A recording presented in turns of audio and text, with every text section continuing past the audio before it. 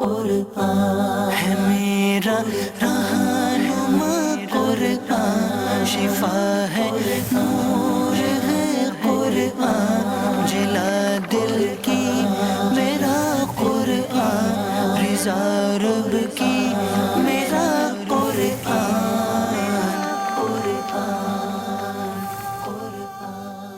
نحمده ونصلي ونسلم على رسوله الكريم، أما بعد فأعوذ بالله من الشيطان الرجيم، بسم الله الرحمن الرحيم. قال الله تبارك وتعالى في القرآن المجيد والفرقان الحميد: ويسألونك عن المحيض. صدق الله مولانا العظيم وصدق رسوله النبي الأمين الكريم، ونحن على ذلك لمن الشاهدين والشاكرين والحمد لله رب العالمين. سبھی حضرات مل کر ایک دفعہ بارگاہ نبی صلی اللہ تعالی علیہ وسلم میں درود پاک پڑھیں. اللہم صلی علی سیدنا مولانا محمد وعلی آل سیدنا محمد بارک وسلم. صلاۃ و سلام علیک یا رسول اللہ، صلاۃ و سلام علیک یا حبیب اللہ صلی اللہ تعالی علیہ وسلم. نبی اور آل نبی کی بارگاہ میں ایک دفعہ اور پڑھیں. اللہم صلی علی سیدنا مولانا محمد بارک وسلم. صلاۃ و سلام علیک یا رسول اللہ صلی اللہ تعالی علیہ وسلم.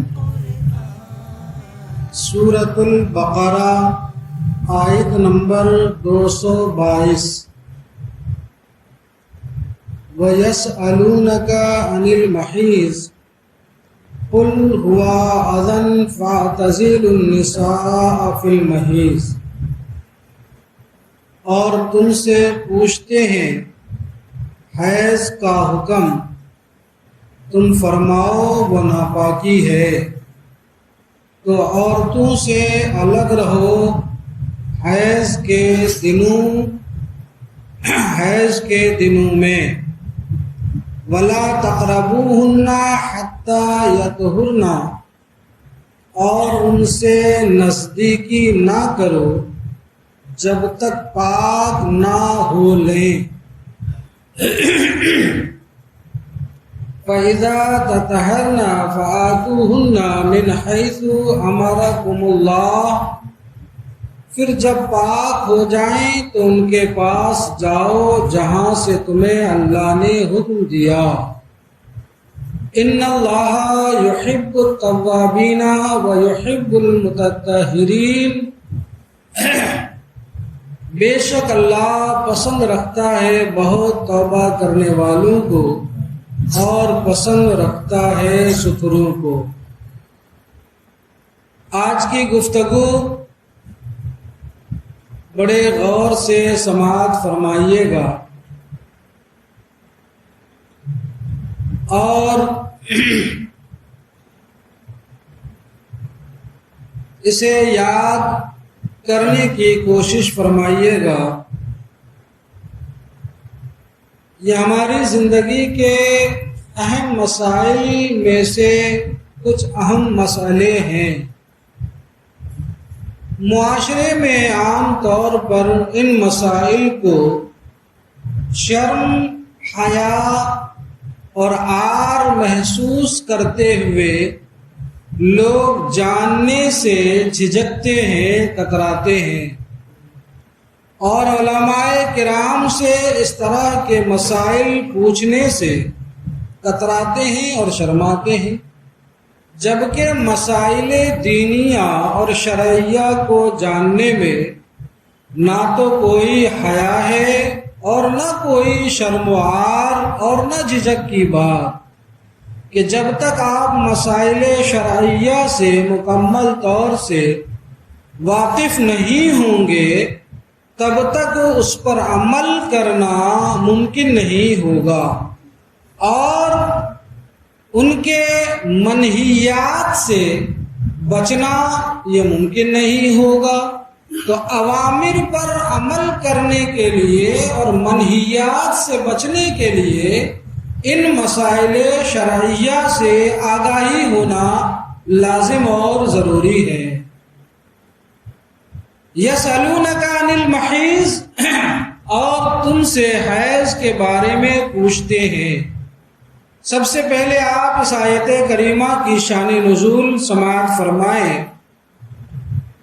اس آیت کریمہ کی شان نزول یہ ہے کہ عرب کے لوگ یہودیوں اور مجوسیوں کی طرح حیض والی عورتوں سے بہت نفرت کرتے تھے۔ ان کے ساتھ کھانا، ان کے ساتھ پینا، ایک مکان میں رہنا انہیں گوارا نہیں تھا۔ یعنی جن خاتون کو مہینے کا خون آتا اور شروع ہو جاتا، ان خواتین کے ساتھ یہ لوگ نہ تو کھانا پسند کرتے تھے، نہ ان کے ساتھ پینا پسند کرتے تھے۔ شدت کا عالم یہ تھا کہ ایک مکان میں رہنا بھی وہ پسند نہیں کرتے تھے، اور شدت کا عالم یہ تھا کہ ان سے کلام اور گفتگو کرنا بھی وہ پسند نہیں کرتے تھے۔ اللہ اکبر۔ لیکن دیکھیے مذہب مہذب، مذہب اسلام اور شریعت مطہرہ نے کس طریقے سے اعتدال کی راہ اپنایا۔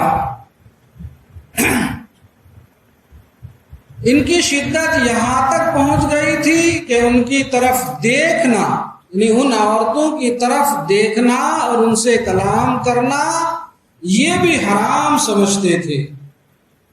جبکہ دوسری طرف عیسائیوں کا عالم اور حال یہ تھا کہ وہ اس کے بالکل برعکس، الٹا ان کا معاملہ تھا کہ عیسائی لوگ ان دنوں میں عورتوں سے، یعنی جن دنوں میں عورتوں کو خون آتا تھا، وہ ملاپ میں بہت زیادہ مبالغہ کرتے تھے۔ مسلمانوں نے حضور نور مجسم صلی اللہ علیہ وسلم سے حیض کا حکم دریافت کیا، حیض کا مسئلہ پوچھا، تو اس پر یہ آیت کریمہ نازل ہوئی، اور شریعت مطہرہ میں اعتدال کی راہ بتائی گئی کہ افراط و تفریط کی راہیں چھوڑ کر کہ نفرت میں اتنا بڑھ جاؤ کہ ان کے ساتھ رہنا، ان کے ساتھ ایک مکان میں رہنا، ان کے ساتھ کھانا پینا، ان کی طرف دیکھنا، ان کے ساتھ کلام کرنا، یہ سب تم ناجائز سمجھو اور گوارا نہ کرو۔ اتنی افراط اور اتنی شدت اچھی نہیں۔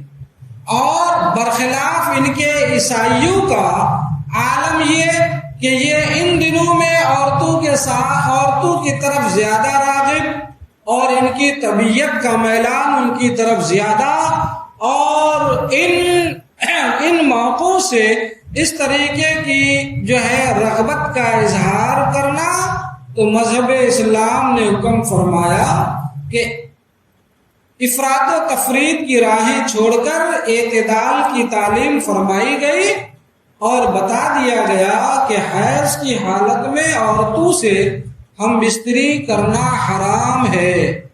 غور سے سنیے گا، ہم بستری کرنا حرام ہے، اور چونکہ یہ قرآن کی واضح آیت سے ثابت ہے، لہذا ایسی حالت میں جماع جائز جاننا کفر ہے، اور حرام سمجھ کر لیا تو سخت گنہگار ہوا، اس پر توبہ فرض ہے۔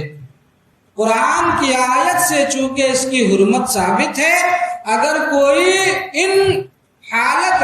اس حالت میں یعنی حیض کی حالت میں، ناپاکی کی حالت میں عورت سے جماع کرنا حلال جان لے تو ایمانی ختم ہو جائے گا، اور اگر حرام جان کر لے تو اپنی بیوی کے ساتھ جو کہ حلال ہے، حالت حیض میں باوجود اس کے ان کے ساتھ صحبت کرنا اور وطی کرنا ناجائز اور حرام ہے۔ بات سمجھ میں آئی؟ اب यूं ही नाक से लेकर घुटने के नीचे तक की जगह से लज्जत हासिल करना मना है। बकिया इनकी शिद्दतें तो उनके खिलाफ हुक्म हुआ इस्लाम में कि उनसे गुफ्तगू करना, उनके साथ खाना, उनके साथ पीना, हत्ता कि उनका जूठा खाना भी जायज है, कोई गुनाह नहीं।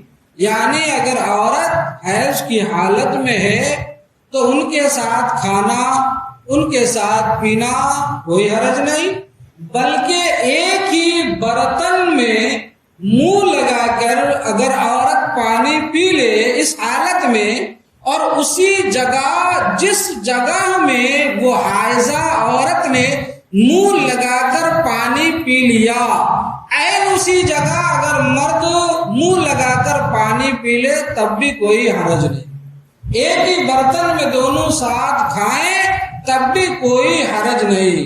गुफ्तगू करने में कोई हरज नहीं। एक ही मकान में साथ रहने में कोई हरज नहीं। हाँ, मुआशरे में कुछ गलत फहमियां आम है जो कानों तक बात आती है कि अगर खवातीने इस्लाम महीने से हूँ यानी नापाक हूँ, हैज का खून आ रहा हो, तो कुछ लोगों के वहां ये है कि अगर वो उसी हालत में रोटी पका दें, सालन पका दें, खाना पका दें, शीरीनी वगैरह पका दें, तो उस पर फातिहा करने से लोग कतराते हैं।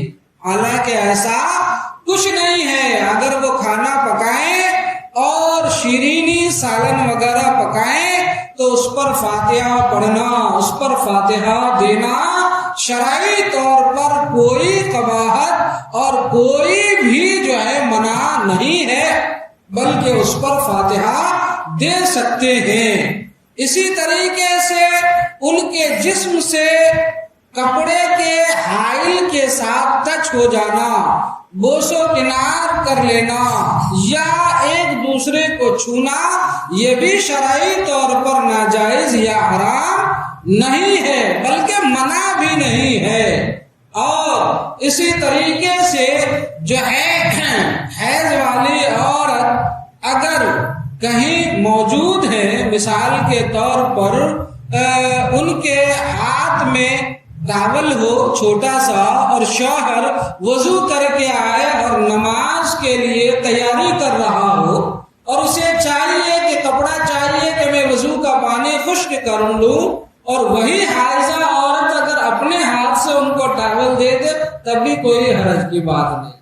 क्यों? इसलिए कि ये नापाकी एक शरीयत मुतहरा की तरफ से एक हद तक तो है हुक्म, लेकिन उनके हाथ में या उनके जिस्म के दूसरे आज़ा और दूसरे हिस्सों में ना तो किसी तरीके की कोई गंदगी है, ना गलाजत है और ना ही खून वगैरह के आसार वहां हैं। लिहाजा इस तरीके के अवहाम पालना या इस तरीके की जो है गलत बातें मानना या समझना ये शरअन दुरुस्त नहीं है, और जो है ये सब के सब ख्यालाते बातिल हैं। हाँ, हैज की कम से कम मुद्दत 3 दिन और ज्यादा से ज्यादा 10 दिन है।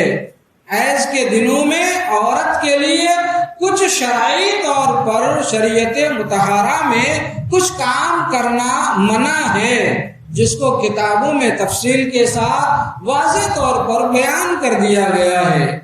मिसाल के तौर पर औरत हाइजा है तो हालत हैज में वो कुरान ना तो पढ़ सकती है, ना छू सकती है, ना देख कर पढ़ सकती है, ना जुबानी पढ़ सकती है।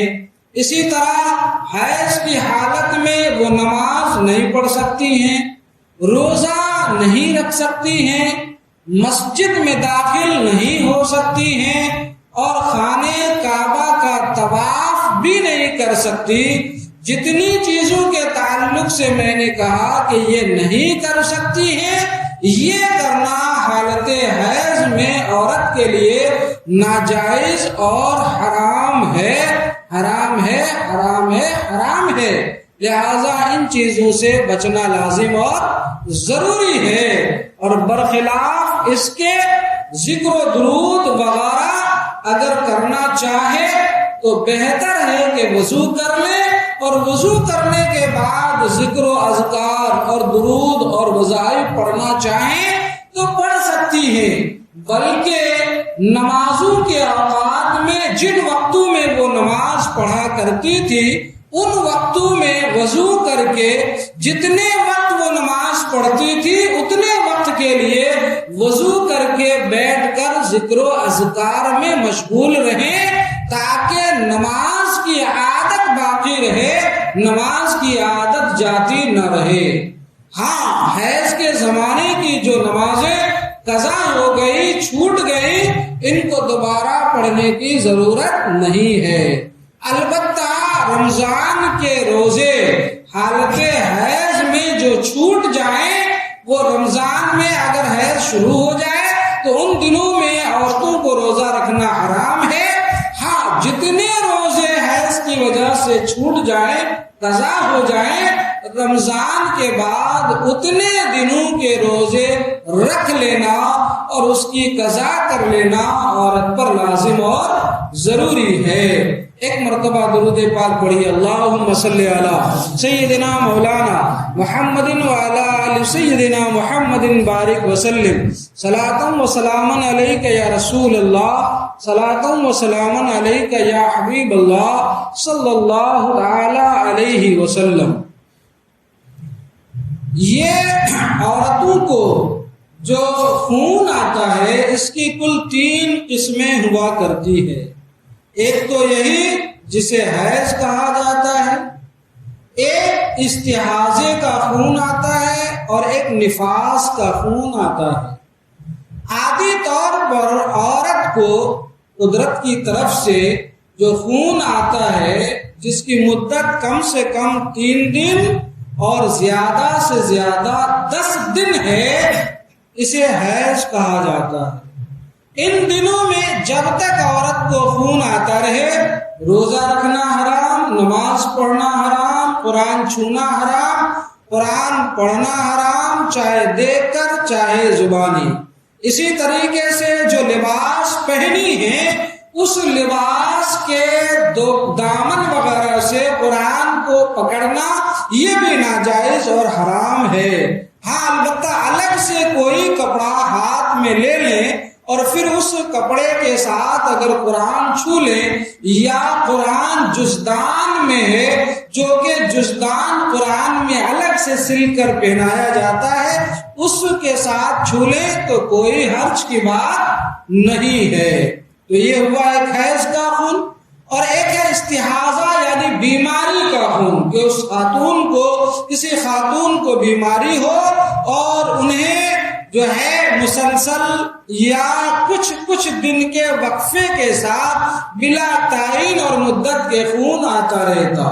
استحاضہ کے خون میں نہ تو قرآن پڑھنا حرام، نہ مسجد میں جانا حرام، نہ طواف کرنا ناجائز، نہ شوہر سے ہم بستر ہونا منع، اور نہ ہی قرآن چھونا منع، نہ ان دنوں میں روزے چھوڑیں گی اور نہ ہی نماز چھوڑیں گی، بلکہ اسی حالت میں وضو بنا کر نہا کر جو ممکن صورت ہو وہ نماز بھی پڑھیں گی، روزے بھی رکھیں گی اور سارے کام بھی کریں گی۔ اور بچے کی ولادت کے بعد عورت کو جو خون آتا ہے اسے نفاس کا خون کہا جاتا ہے۔ کم کی جانب، کم کی مدت کی طرف کوئی متعین مدت نہیں ہے، زیادہ سے زیادہ اس کی مدت 40 دن ہے۔ اب جب میں نے 40 دن کہہ دیا تو لوگوں کے ذہن ادھر جائے گا، کیوں؟ ہمارے معاشرے میں کچھ خواتین ہوتی ہیں کہ اس کا نام عورتوں میں چلہ سے مشہور و معروف ہے۔ اس کا مسئلہ بھی جانے، بچے کی ولادت کے بعد عورت کو جو خون آتا ہے وہ جب تک وہ خون آتا ہے تب تک وہ نفاس کی حالت میں ہے۔ اب بچے کی ولادت کے بعد 5 دن خون آئے، 2 دن آئے، 10 دن آئے، 15 دن آئے، 20 دن آئے، 25 دن آئے، 30 دن آئے، زیادہ سے زیادہ 40 دن اس کی مدت ہے۔ اگر 40 دن کے بعد بھی آتا ہے تو 40 دن تک یہ نفاس کا خون مانا جائے گا اور 40 دن کے بعد اسے استحاضہ کا خون کہا جائے گا۔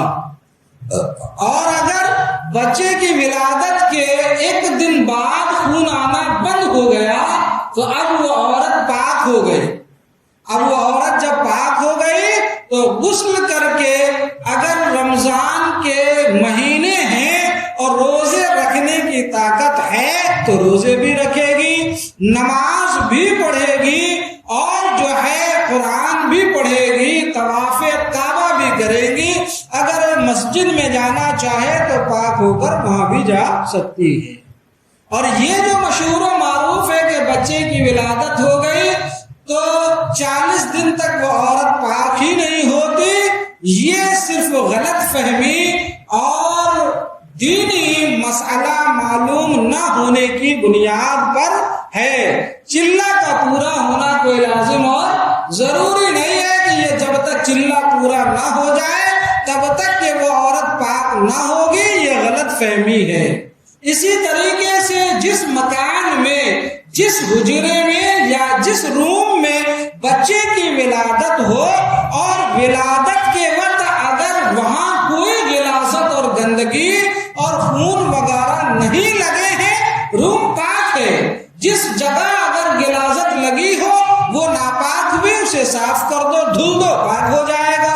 اب اس روم میں نہیں جانا یا وضو بنا کر نہ جانا، غسل کیے ہوئے آدمی کا نہ جانا یا اس روم میں جانا جو ہے ممنوع سمجھنا یا اس روم میں فاتحہ نہ دینا، میلاد نہ کرانا یا اس مکان میں میلاد کی محفلیں منعقد نہ کرنا اور ناجائز یا غلط سمجھنا، یہ سب غلط فہمیاں ہیں۔ شریعت مطہرہ میں اس کی کوئی پابندی نہیں ہے۔ ایک کمرہ ہے، کمرے کے ایک کنارے بستر لگے ہیں اور وہ عورت جسے بچے کی ولادت ہوئی ہے وہ ہوتی ہے اور کمرے کا دوسرا کنارہ ہے، دوسرا حصہ ہے، وہ صاف اور ستھرا ہے تو وہاں فاتحہ اور میلاد تو رہنے دے، نماز بھی پڑھنا درست ہے اور بلا کسی کراہت کے جائز اور درست ہے۔ بات سمجھ میں آ رہی ہے؟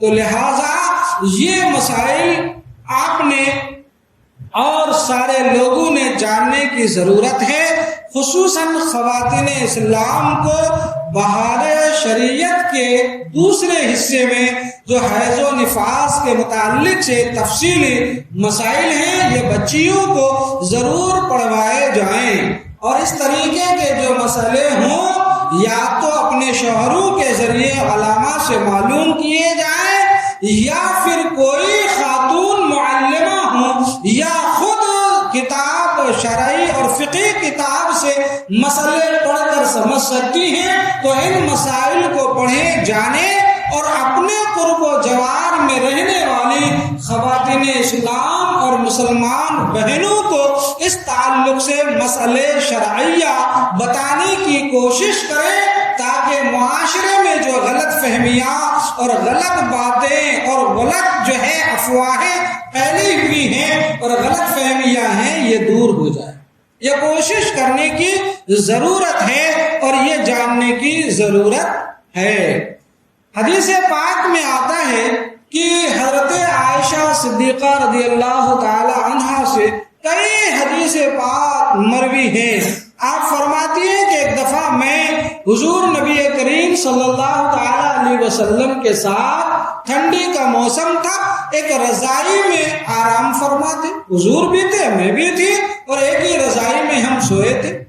اچانک مجھے کچھ محسوس ہوا تو میں سرکار دو جہاں علیہ الصلوۃ والتسلیم کی رضائی سے باہر آ گئی۔ حضور علیہ السلام بیدار ہوئے، ارشاد فرمایا، عائشہ کیا بات ہے، کیا تم حائضہ ہو گئی؟ میں نے کہا ہاں یا رسول اللہ صلی اللہ تعالی علیہ وسلم، میں حائضہ ہو گئی۔ حضور نے فرمایا اپنی تہبند، اپنی ازار باندھ لو کس کر اور رضائی کے اندر آ جاؤ، یعنی جو ہے حالت حیض میں شوہر کا اپنی بیوی سے وطی کرنا ناجائز اور حرام ہے، لیکن ایک بستر میں سونا یا ایک رضائی میں رہنا، آرام کرنا یا ایک جگہ رہنا، یہ شرعی طور پر کوئی بھی ممنوع، ناجائز یا شریعت مطہرہ کے خلاف نہیں ہے، بلکہ حضرت عائشہ صدیقہ رضی اللہ تعالی عنہا فرماتی ہیں کہ حضور علیہ الصلوۃ والتسلیم میری گود میں سر انور رکھ دیا کرتے تھے، اور میں حضور کے زلف عنبر میں کبھی تیل لگایا کرتی تھی، کبھی آپ کو کنگھا کر دیا کرتی تھی، اور آپ کے سر انور کی زلف عنبری کو سلجھایا کرتی تھی۔ حال یہ ہوتا تھا کہ میں حالت حیض میں ہوا کرتی۔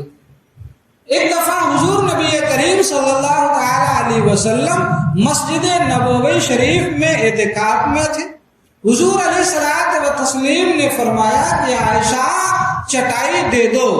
میں نے عرض کیا یا رسول اللہ صلی اللہ تعالی علیہ وسلم، میں تو حائضہ ہوں، حالت حیض میں ہوں، آپ کو چٹائی کیسے دے سکتی ہوں؟ حضور نے فرمایا عائشہ تمہارے ہاتھ میں تو کوئی گندگی نہیں ہے، تمہارے ہاتھ میں کوئی غلاظت تو نہیں ہے، لہذا میں نے چٹائی حضور نبی کریم صلی اللہ تعالی علیہ وسلم کو پیش کیا۔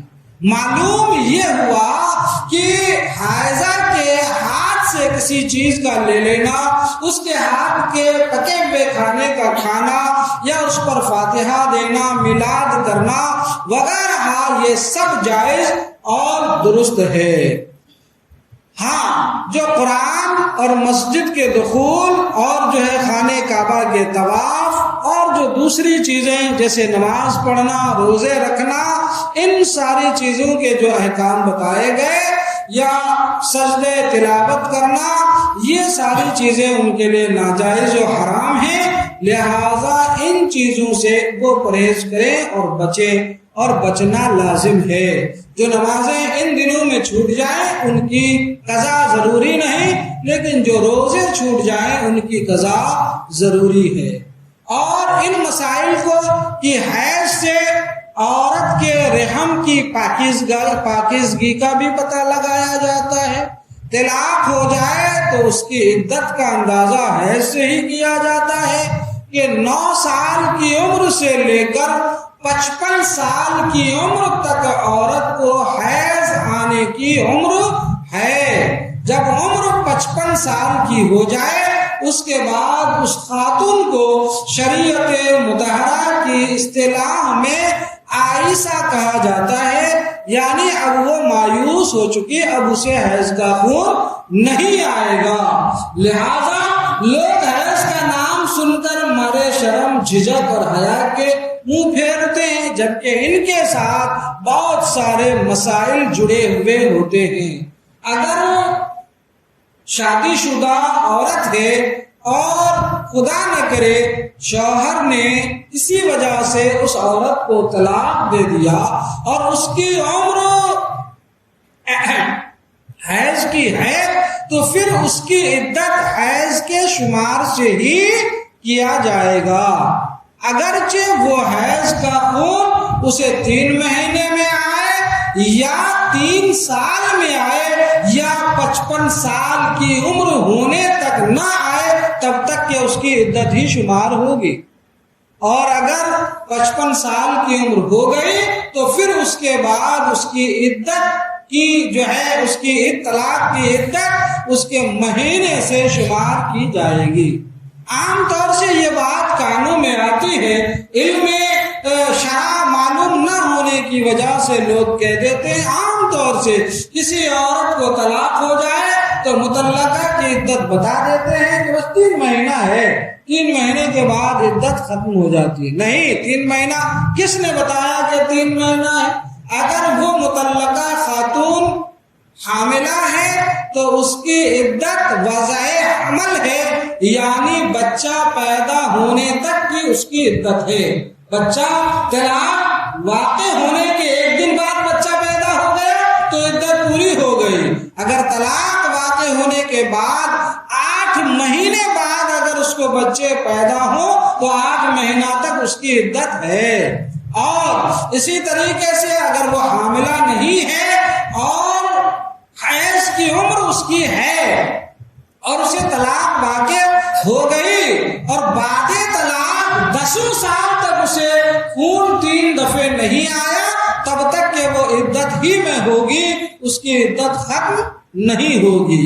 اور جب عدت ختم نہیں ہوگی تو ان کے ساتھ کئی مسئلے جڑے ہوں گے کہ وہ کسی شوہر ثانی کے ساتھ نکاح نہیں کر سکتی کہ شوہر اول کے نکاح میں ہے، اور شوہر کو ان عدت کے زمانے کے خرچے دینا لازم ہوگا، اور دیگر مسائل بھی ان کے ساتھ جڑے ہوتے ہیں۔ لہذا ان مسائل کا جاننا اور سیکھنا بھی لازم اور ضروری ہے، اور اس طریقے کے مسائل سیکھنے میں شرموار اور جھجک یا کسی طریقے کی حیا کرنے کی ضرورت نہیں ہے۔ ایک مرتبہ درود پاک پڑھی، اللہم صلی علی سیدنا مولانا محمد بارک وسلم، صلاۃ و سلام علیک یا رسول اللہ، صلاۃ و سلام علیک یا حبیب اللہ صلی اللہ تعالی علیہ وسلم۔ لہٰذا جن لوگوں کو اردو آتی ہے وہ اردو میں خود بھی اور اپنے گھر کی خواتین کو بہار شریعت کے دوسرے حصے حیض و نفاس اور استحاضہ کے احکام پڑھوانے کی کوشش کریں اور ان کو بتائیں۔ جنہیں اردو نہیں آتی ہے وہ انہیں جو زبان آتی ہے اس زبان میں سیکھنے کی کوشش کریں۔ اگر خود گھر کی خواتین پڑھنا جانتی ہیں تو خود بھی پڑھیں اور اپنے گرد و نواح کی خواتین کو بھی ان مسائل سے آگاہ کریں۔ اور جو جسے نہیں آتا ہے وہ دوسرے سے سیکھنے کی کوشش کریں کہ علم بہرحال سیکھنا چاہیے اور مسائل شرعیہ کو جاننا چاہیے، کسی جھجک اور عار کی وجہ سے چھوڑا نہیں جا سکتا ہے۔ اللہ تبارک و تعالی ہمیں آپ کو اور سارے جہان کے مسلمانوں کو مسائل شرعیہ جاننے کا شوق اور ذوق عطا فرمائے اور مسائل شرعیہ سیکھنے کی توفیق عطا فرمائے۔ وآخر دعوانا الحمدللہ رب العالمین۔ السلام علیکم ورحمۃ اللہ وبرکاتہ۔